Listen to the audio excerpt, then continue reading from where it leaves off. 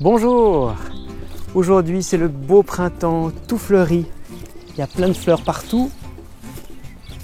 Il y a les bourgeons les plus précoces qui s'ouvrent. Ça c'est les petites feuilles toutes poilues, toutes douces du chèvrefeuille. Et ça c'est les toutes petites feuilles de l'aubépine. Je vais goûter. Toutes fraîches, elles ont un bon petit parfum de noisette. Voilà, au bord de la mare. Les œufs des grenouilles se sont déjà transformés en têtards.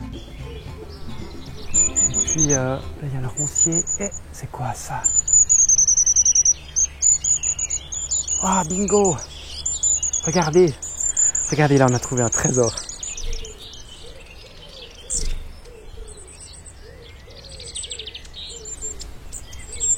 Ce nid, caché dans les fourrés, couvert de mousse et de lichen, c'est une vraie merveille. C'est le nid très particulier d'une mésange. Alors c'est pas la mésange charbonnière ou la mésange bleue qui sont les plus familières des jardins. C'est pas non plus une mésange noire ou une mésange huppée qui habite plutôt dans les forêts où il y a des sapins. Toutes ces mésanges-là, elles nichent dans des trous ou dans des nichoirs. Non, ça c'est le nid de la très très jolie mésange à longue queue. Un magnifique oiseau noir et blanc à la queue aussi longue que le corps. Allez, on va suivre le chantier alimenté par des matériaux totalement improbables. Là, par exemple, quelques petits brins de lichen.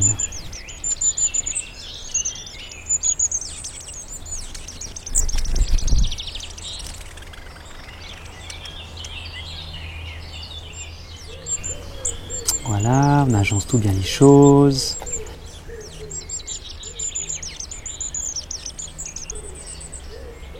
Maintenant, une toile d'araignée.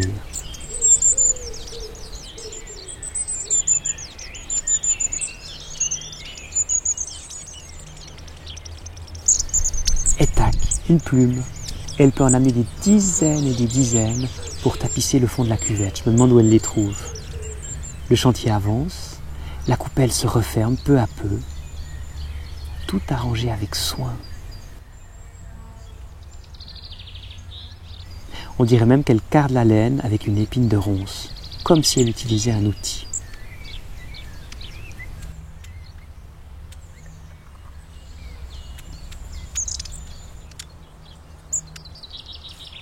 Là, alors, il y a des aiguilles de pin. Ça, je pense que ça consolide un peu la charpente.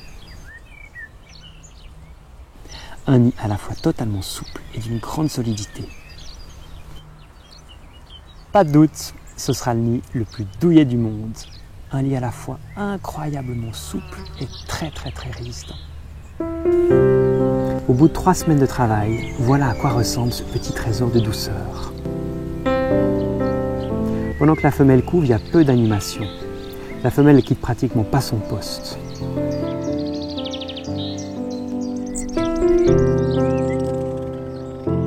Heureusement, le mâle vient la ravitailler de temps en temps.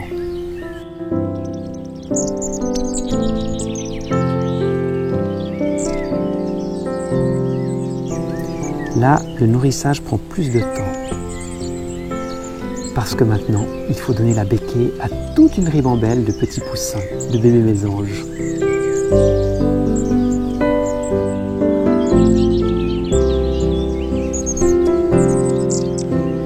La femelle, on la reconnaît alors à sa queue complètement recourbée à force de se tenir dans le nid.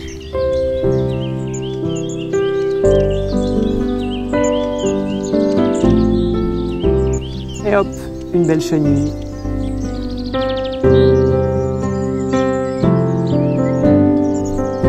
Et hop, des araignées.